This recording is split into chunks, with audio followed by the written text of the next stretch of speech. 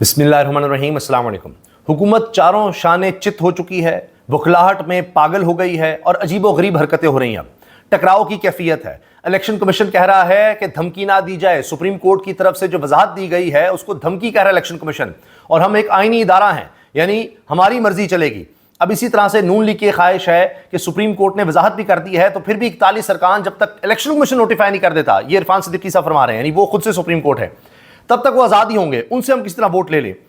ऐसे ऐसे मजहब का खेज अजीबो गरीब भोंडे किस्म के कवानीन बनाने की कोशिश कर रहे हैं कि 63A को भी बदल दें, यानी हॉर्स ट्रेडिंग का रास्ता खोल दें। 63A कहता है कि अगर आप पार्टी पॉलिसी के खिलाफ वोट करेंगे, क्योंकि पाकिस्तान में होता था कि वज़ीर आज़म किसी पार्टी ने बना लिया है किसी को वोट देकर, तो उसके बाद वहाँ पैसे दो और उसके बंदे तोड़ो और जनाब किसी वक्त वज़ीर आज़म को गिरा दो या उनके खिलाफ कानून साजी करवा लो। खुद ही इन्हीं गवर्नमेंट्स ने, इन्हीं हुकूमतों ने कहा कि नहीं, ये डिफेक्शन क्लॉज, ये हॉर्स ट्रेडिंग रुकनी चाहिए, तो डिफेक्शन क्लॉज लेकर आया कि भाई अगर आप दूसरी तरफ जाएंगे तो आप नाअहल होंगे। अब हुआ ये है कि ये उसको भी ख़त्म करना चाह रहे हैं कि नहीं, हम जितने मर्जी बंदे खरीदें, जो मर्जी करें, वो भी ख़त्म हो।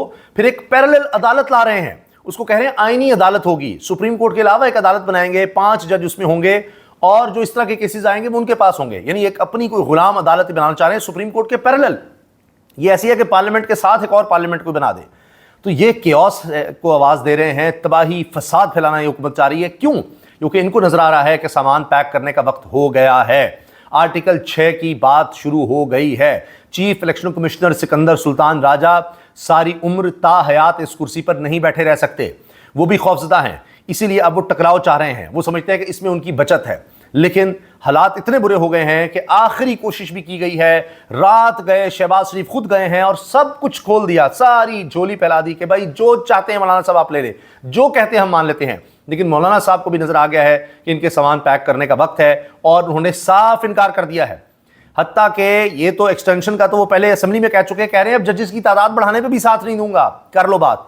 उन्होंने कहा, शहबाज शरीफ ने, अच्छा एक और हम अदालत बनाने जा रहे हैं उसमें साथ दे दें, किसी और चीज़ में साथ आ जाएं। मौलाना ने कहा जी जब आईनी पैकेज आप लेकर आएंगे तब देखी जाएगी।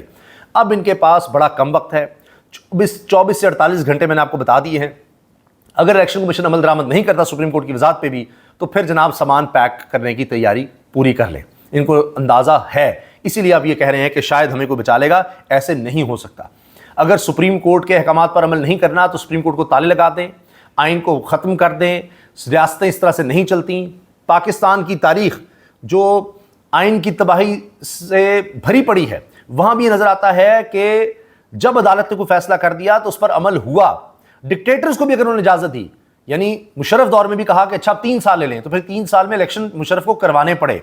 इफ्तिखार चौधरी के दौर में देख लीजिए कि क्या हुआ, मुशर्रफ को आखिरकार घर भी जाना पड़ा, अदालतें दोबारा आईं, हालांकि पीपल्स पार्टी नहीं चाहती थी। मियां नवाज शरीफ भी जजों के खिलाफ हुए कि जी ये 5 जज फैसले नहीं कर सकते, मगर फैसला मानना पड़ा। जुल्फ़िकार अली भुट्टो का फैसला गलत था, उसके खिलाफ फैसला गलत था, उसको फांसी चढ़ा दिया, मगर उस पर अमल दरामद करना पड़ा। यूसुफ ज़रा गिलानी को घर जाना पड़ा, क्योंकि अगर ये नहीं करना तो फिर तो वो मुजीबुर रहमान शामी साहब सीनियर साफ़ी हैं, वो भी कह चुके हैं हमारे साथ एक पॉडकास्ट में कि फिर तालिबान के हवाले कर देना सब कुछ, फिर तालिबान की मान लें, वो भी तो अपनी शरीयत नाफिज करना चाहते हैं, फिर वो भी अपनी अदालतें लगाना चाहते हैं, तो फिर हुकूमत भी अपनी अदालतें लगा रही है। तो आइन में सुप्रीम कोर्ट के बारे में लिखा हुआ है कि फाइनल डिसीजन सुप्रीम कोर्ट का होगा। इलेक्शन कमीशन का काम है इलेक्शन करवाना, खैर उसने तो वो धांधली ज़दा और सबसे बर्बाद और तबाही वाले इलेक्शन करवाए हैं, उन्होंने अपनी जिम्मेदारी पूरी नहीं की, इसलिए अब पकड़े गए हैं उस खौफ से। अब जजेस झुके नहीं हैं, इसलिए अब ये सब कुछ किया जा रहा है। यहां तक कहा जा रहा है कि जनाब एक्सटेंशन पे तो अब फातिहा पढ़ लें, ये कहानी तो खत्म हो गई है काजी फैसा की एक्सटेंशन की। अब आगे की कहानी भी खत्म हो रही है, क्योंकि अब इनके पास कोई रास्ता नहीं रहा। अगर ये 41 लोगों को साथ मिलाने की कोशिश भी करते हैं तरीके इंसाफ के कह करके जी आज़ाद अरकान हैं, तो उनके वोट काउंट नहीं होंगे और ये कहेंगे हो स्पीकर की रूलिंग, इलेक्शन कमीशन की, तो फिर कासिम सूरी का क्या कसूर था। देखिए, आप देखिए इमरान खान के खिलाफ भी उमरता बंदयाल साहब की सुप्रीम कोर्ट ने जो फैसला दिया था, फिर वो इंप्लीमेंट हुआ, फिर हुकूमत खत्म हुई। तो मैं आपको ये अर्ज कर रहा हूं कि जब जुडिशरी खड़ी हो जाए, वो जो फैसला कर दे, पाकिस्तान जैसे मुल्क की तारीख है कि फिर कोई नहीं खड़ा हो सकता आगे, वरना तो रियासत का वजूद खतरे में पड़ जाता है कि कोई कहे कि नहीं हम नहीं सुप्रीम कोर्ट मानते, हम अपनी अदालत लगा लेंगे, या नहीं मानते तो इस तरह मुल्क चल जाएगा। ऐसे नहीं हो सकता। हमेशा हमारी अदालतों ने, सुप्रीम कोर्ट के जजेस ने रुस्वा किया, चाहे अयूब दौर हो, चाहे ज़िया दौर हो, चाहे मुशर्रफ दौर हो। वो जस्टिस मुनीर की बात की जाती है कि अदालतों ने क्या किया, इनको वैलिडेट किया डिक्टेटर्स को। लेकिन जब भी अदालतें खड़ी हो गई, यही तो मसला है। आज अब अदालत खड़ी हुई है तो आप देखिएगा ये हुकूमत बिल्कुल ऐसे है जैसे रेत को पकड़ने की कोशिश करी और रेत निकलती चली जा रही है। ये आप देख लीजिएगा, मैंने आपसे अर्ज किया था उस दिन के, अभी आप सुबह देखिएगा पार्लियामेंटेरियंस को जो गिरफ्तार किया गया है, पार्लियामेंट के अंदर जाकर क्या होगा, ये खुद डिफेंड नहीं कर सके। अब आप इस फैसले के बाद भी देखिएगा, इस तरह मुल्क नहीं चल सकते कि जी सुप्रीम कोर्ट ने फैसला दे दिया, वजाहत भी कंप्लीट कर दी तो इलेक्शन कमीशन गए ओ ऐसी ही तैसी। सुप्रीम कोर्ट आकर कह रहे हैं, सुप्रीम कोर्ट आकर खुद तो नहीं नोटिफाई कर सकती, बिल्कुल जी, सुप्रीम कोर्ट आकर खुद किसी को गिरफ्तार भी नहीं करती, वो अहकामात देती है और उस पर अमल दरामद करना हुकूमत का काम होता है। इस तरह सुप्रीम कोर्ट कहे जी हम कानून साजी करते हैं, पार्लियामेंट को ताले लगा दें, पार्लियामेंट कहे सुप्रीम कोर्ट ताले लगाते हैं, हम फैसले करते हैं, क्यास होगा, बर्बादी तबाही होगी। ये हुकूमत चाहती जरूर है लेकिन इसमें नाकाम होगी।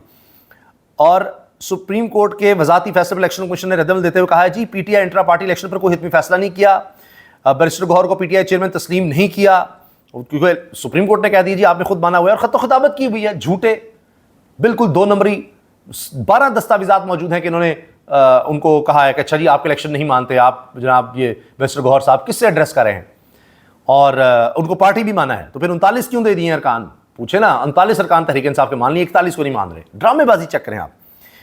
अच्छा, इसमें जनाब एक और पेश रफ्त हुई है, तहरीक इंसाफ के गुमशुदा किए गए रुकन कौमी असम्बली साद बलोच की बाजियाबी के लिए लाहौर हाई कोर्ट में दरखास्त दायर, सोमवार के रोज समाअत होगी। इलेक्शन कमीशन एक आईनी इदारा है और वो अपने खिलाफ किसी भी किस्म की धमकी को कबूल नहीं करेगा। आईनी इदारों के साथ इस तरह का बर्ताव कतई तौर पर नामुनासिब है। अच्छा, आप सुप्रीम कोर्ट की ना माने वो मुनासिब है, आप लोगों को अगवा कर रहे हों, लापता कर रहे हों और कहें जी नहीं पता, हम कुछ नहीं कर सकते, लोगों से कागजात नामजदगी छीने जा रहे हों, अपना अमला लिख कर दे कि जनाब आईजी चीफ सेक्रेटरी हमारी नहीं सुन रहे और आप आंखें बंद कर लें। कमिश्नर रावलपिंडी कहे कि चीफ जस्टिस और चीफ इलेक्शन कमिश्नर मुलव्वस हैं सारी धांधली में और वो आप ना माने, आपने अपना बड़ा जैसे सही काम किया, आपको अपनी तौहीन की पड़ी होती है। साबिक सदर डॉक्टर आरिफ अलवी कहते हैं सुप्रीम कोर्ट के वजाती बयान के बाद सबसे बड़ा डाकू तो इलेक्शन कमीशन ही निकला, जिसकी बदफेलियों की फहरिस्त मजीद तवील हो गई।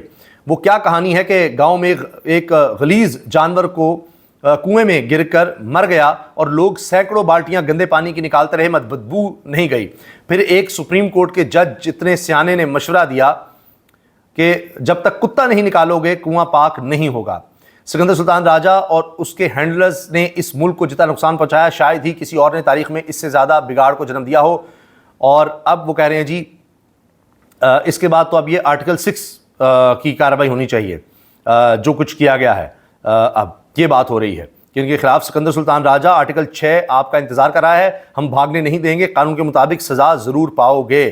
ये जनाब ये आरिफ अलवी साहब शेयर करके वो जो इलेक्शन सुप्रीम कोर्ट की तरफ से वजाहत आई है उसको शेयर करके सारा कुछ कह रहे हैं।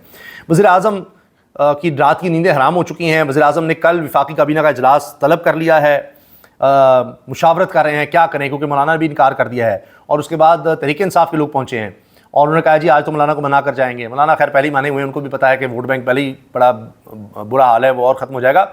और बड़ी दिलचस्प बात हुई कि तहरीक इंसाफ के लोग जब मिलने पहुंचे मौलाना से तो हुकूमती वफ्द वहाँ पर था, शहबाज शरीफ अपनी कानूनी टीम को लेकर गए हुए थे मनाने, फारिग हो गए। फिर ये तहरीक इंसाफ के लोगों को जब पता लगा हुकूमत के लोग आए हुए हैं तो वापस चले गए, फिर दोबारा मिलने गए। तो ये भी दिलचस्प खबर बनी। अच्छा, इसके साथ जनाब वज़ीर आज़म की फजल रहमान से मुलाकात, मौलाना का जजिस मुद्दत मुलाजमत बढ़ाने में ताबुन से साफ इनकार। वो अच्छा, बैरिस्टर गौहर को पीटीआई का चेयरमैन तस्लीम करने का तासुर नहीं, दुरुस्त नहीं, ये बताएंगे, इलेक्शन कमीशन अब बताएगा, वो खुद सुप्रीम कोर्ट बना हुआ है, लग जाएगा पता, आप देख लीजिएगा। आईनी तरामीम के मुसव्वदे की मंजूरी के लिए वफाकी काबीना का इजलास तलब, ये उन्होंने बुला लिया है जी, इजलास बुला लिया है कि हाय क्या करें, लुट गए, बर्बाद हो गए और हमारा अब क्या बनेगा, बस इसलिए दौड़ लग रही है। और अजीब व गरीब अब सूरत हाल बनती चली जा रही है हुकूमत के लिए। अब ये जितना भी कर लें, आएँ बाएँ शाएँ कि जी नहीं मानना, फ़लाँ नहीं करना, ये करना तो पड़ेगा। मैं आपसे अर्ज़ कर रहा हूँ, इसके अलावा और कुछ चारा ही नहीं है, रास्ता ही नहीं है। और अगर ये समझ रहे हैं कि जजेस को उठाकर उनको लापता कर देंगे, तो पहले आपने 6 जजेस का ख़त देख लिया है। उसके बाद एतजाज़ हसन साहब कह रहे हैं नौजवान वकुला ऐसे निकलेंगे एक तूफ़ान की तरह से, कोई नहीं ठहर सकेगा उनके आगे। और वैसे ही पूरी कौम अब तंग आ चुकी है रोज़ रोज़ की इनकी इस लड़ाई से, टकराव से, किसी की बात नहीं माननी। जाली इलेक्शंस करवा कर आकर बैठ गए हैं और अब धौंस धमकी धांधली से, फस्तायत, जबर तशद्दुद से ये समझ रहे हैं कि ये इस तरह से काम चलाते चले जाएंगे। इन्होंने समझा है सुप्रीम कोर्ट के जजेस भी तहरीक इंसाफ के कारकुनों की तरह हमारे आगे क्या करेंगे, इनको भी उठा लेंगे, इनको भी लापता कर देंगे, इनको भी धमका लेंगे, इनको भी काबू कर लेंगे। तो नहीं जनाब, आप देखिएगा, मैंने आपको तारीख के हवाले भी दे दिए हैं, लोग क्या कह रहे हैं, और इनको हर सूरत मानना पड़ेगा।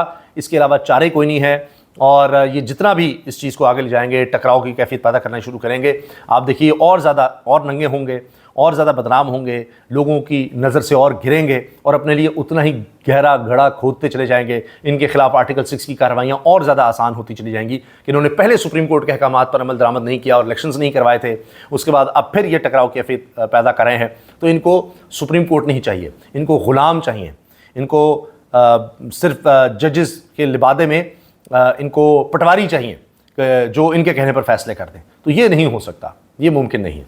अल्लाह हाफ़िज़।